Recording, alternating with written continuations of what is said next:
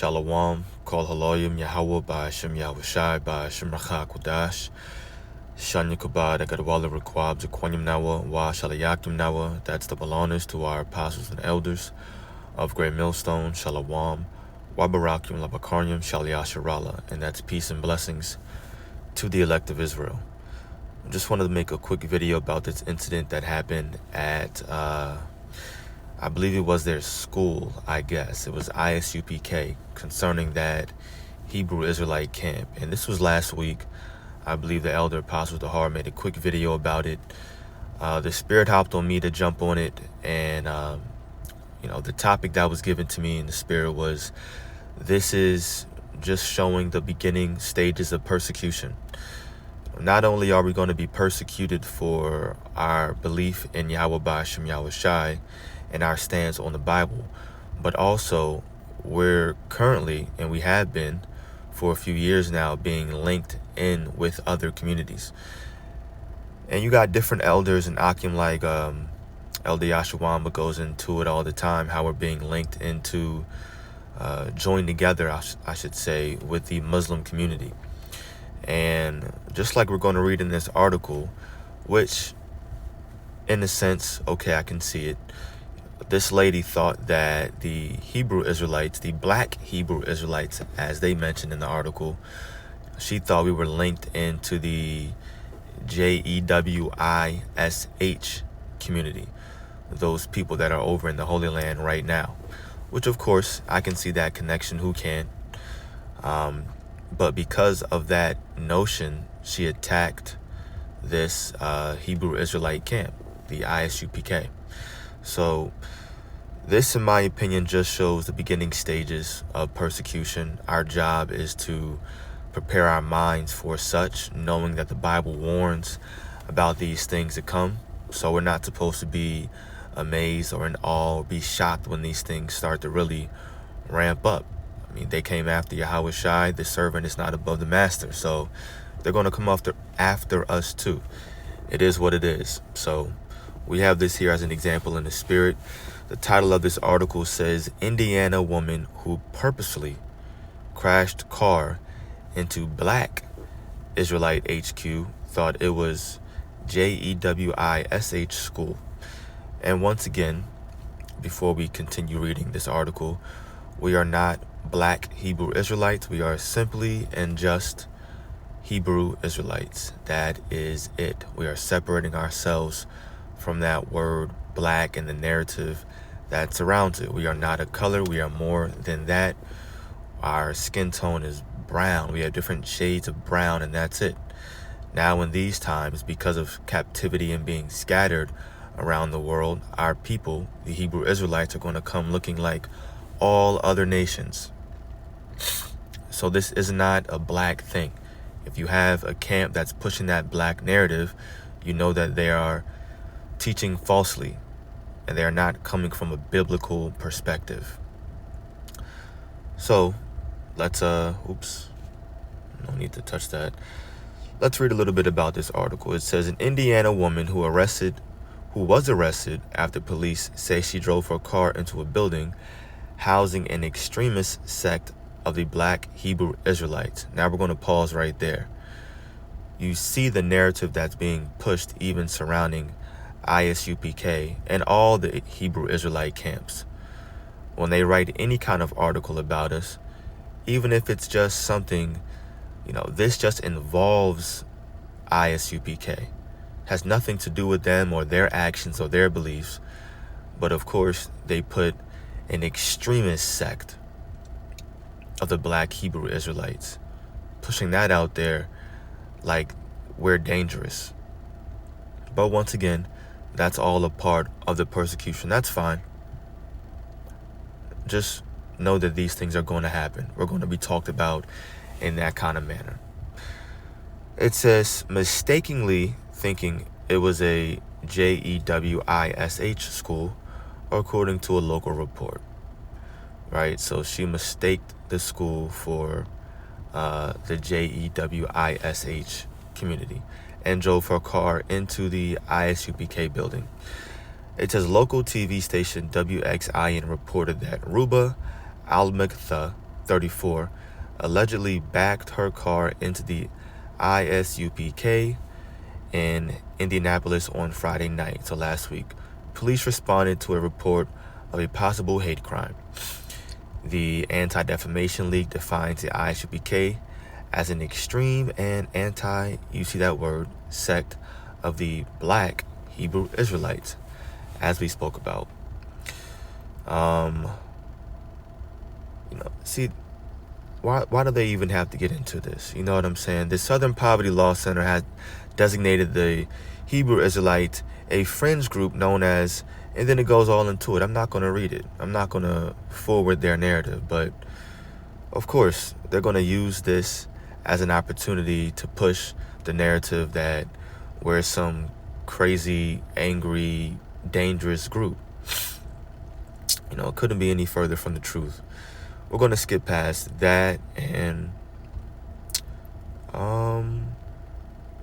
let's read this part. It says, Al-Mikthah was offended by the Hebrew Israelite symbol on the front of the building, which she thought marked the building as an Israel school, according to the local news outlet.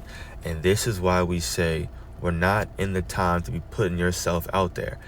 Great example is walking around wearing fringes. Just stop it. Stop. It's stupid. We get that you believe. We get that you're fervent in the spirit and you have faith in the Lord and you're not ashamed and you want to show it. We get it. But remember, the Lord talks about how he knows our inward thoughts. He knows the faith that you have in him. You don't have to express it and show it and make the whole world recognize that you believe in Yahweh Ba'ashem Yahushai. It's just not necessary. It's not wise. You're putting yourself out there, and in these times, you're making yourself an easy target to be attacked, just like this article that we're reading. She saw the symbol, and she was offended. I don't know what the symbol was. I have thoughts, but I'm not going to mention it. But she saw some Hebrew Israelite symbol, and she was like, nah, let me just ram my car into their school. Guaranteed, it's going to happen. You're going to have people wearing fringes, and let me not say guaranteed. I don't want to push it out there, but it may happen. They may get attacked in these times moving forward, all because of what we believe in. Ain't no time to be walking around. I remember when I used to work at this gym. I worked at a specific gym, pretty known gym, and this guy would always walk in, and he had a saxophone, and he always wore a vest. And one day I saw him out. I'm like, hey, okay, so you believe that you're a Hebrew Israelite? He's like, yeah, man. And I'm not going to say what camp he followed, but it was a very large camp. And he's like, I just want to express what I believe in and blah, blah, blah. Wore it every single day to the gym. He had this vest that had fringes at the bottom. It was just one of those SMH shaking my head moments. It says, the article goes on to say, she also allegedly confessed that she wanted to plan an attack on the building after watching news coverage of the ongoing war between Israeli forces and Hamas militants, police said. So whether she knew or not that ISUPK had anything to do with what's happening over there in the Holy Land, she planned the attack. She wanted to do it. It probably just made her feel good getting out some kind of anger, frustration. Oh, you look like you can be linked to them, so why not attack the school? So that's it. That's the article. And what you call it? Here you go. Trying to get her face again. Alright, whatever. There we go. That's her. With them huge bags. Yep, we're just in those times, man. We're in those times. This is Matthew 5. I'm going to start from verse 3, but the point is all the way down at verse 11. Verse 3 says, "Blessed are the poor in spirit, for theirs is the kingdom of heaven. Blessed are they that mourn, for they shall be comforted. Blessed are the meek, for they shall inherit the earth. Blessed are they which do hunger and thirst after righteousness, for they shall be filled. Blessed are the merciful, for they shall obtain mercy. Blessed are the pure in heart, for they shall see God. Blessed are the blessed are the peacemakers, for they shall be called the children of God. Blessed are they which are persecuted for righteousness' sake, for theirs is the kingdom of heaven." That's the point. And verse 11. "Blessed are ye when men shall revile you and persecute you, and shall say all manner of evil against you falsely for my sake. Rejoice and be exceeding glad, for great is your reward in heaven. For so persecuted they, the prophets, which were before you." Let's look up that word, persecute. Persecution is the systematic mistreatment of an individual or group by another individual or group. Okay, that makes sense. That's what happened. The most common forms are religious persecution, racism. Boom, we can just pause right there. Persecute. Subject someone to hostility and ill treatment, especially because of their ethnicity, religion, or sexual orientation, or their political beliefs. As a verb, it also says oppress, harass, harass. Oppress, harass, boom. That's what persecution means. That's what's coming, and this is a great example of it. So marvel not when these things start to really ramp up. But remember, at the same time, Yahweh Ba'ashem Yahushai says that he's going to protect us and keep us safe. So we really don't have anything to worry about. But of course, when these things do happen, you want to remember the scriptures. That's why the Bible says, "Blessed is he that readeth," remembering that the Lord is going to watch over us and keep us safe and be our guide and get us out of harm's way. So these things happen, and then, oh shoot, you know what? The Bible said this. I don't have anything to worry about. I was warned about these things happening. I'm cool. Right? That needs to be your mentality. Let's jump over now to the book of Luke 21.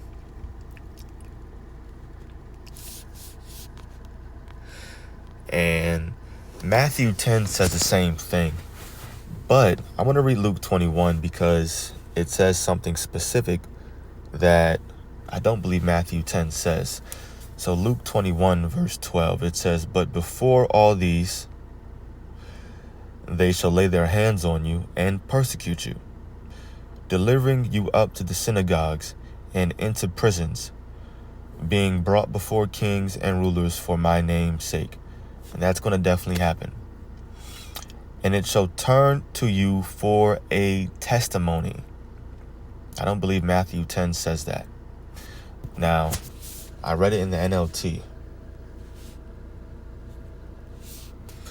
And I want to bring that out as well. Verse 13, it says, "But this will be your opportunity to tell them about me."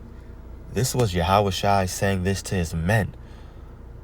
Look, when they persecute you and bring you before governors and rulers in their synagogues, this is going to be an opportunity to tell them about me.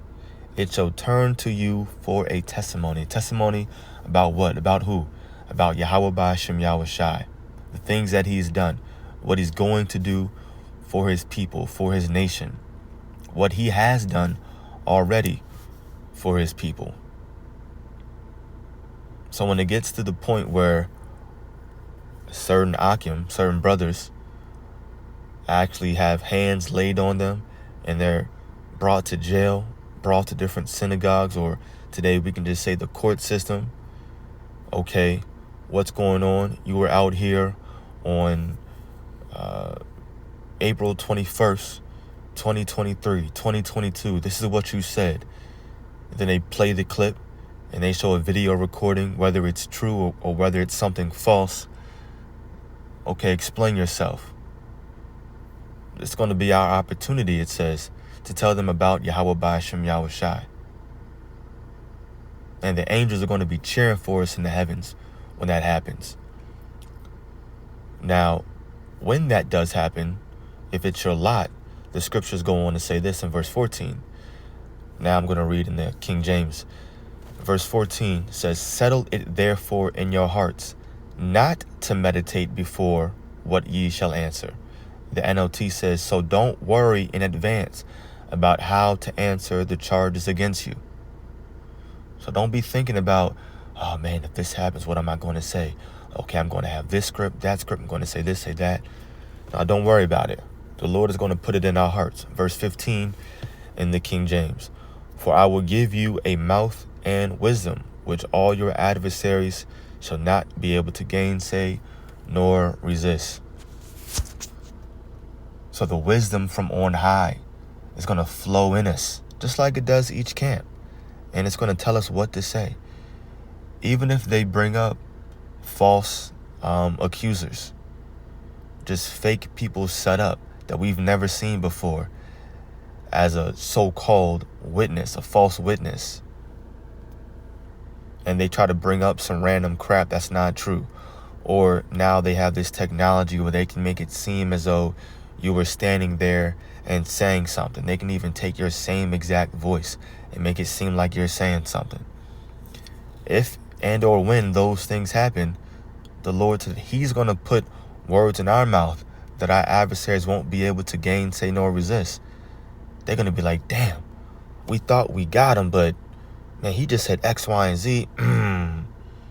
Now what angle are we going to take? Now where do we go with this? Verse 15 in the NLT says, "For I will give you the right words and such wisdom that none of your opponents," that's what they are, opponents, "will be able to reply or refute you." No matter what, we're going to win. We're going to come out on top. That's all that matters. That's why we push faith. All these different camps out there pushing the law. The law is fine. We push the law too. We just don't say that you'll be saved by keeping the laws. If that's the case, then what's the whole point in needing a new covenant? It just doesn't make any sense. And then they push the new covenant at the same time. And then they say that we're in it. It's like, what? Too many holes. No, it's about having faith in the Lord. Faith is what's going to get us through. So that's it. That's all I wanted to bring out. Just those few precepts. And Lord's will have made the point. Call Haloyim, Yahweh, Ba'ashem, Yahushai, Ba'ashem, Nachakudash. The belongings to our apostles and elders of Great Millstone. Peace and blessings to the elect. Shalom.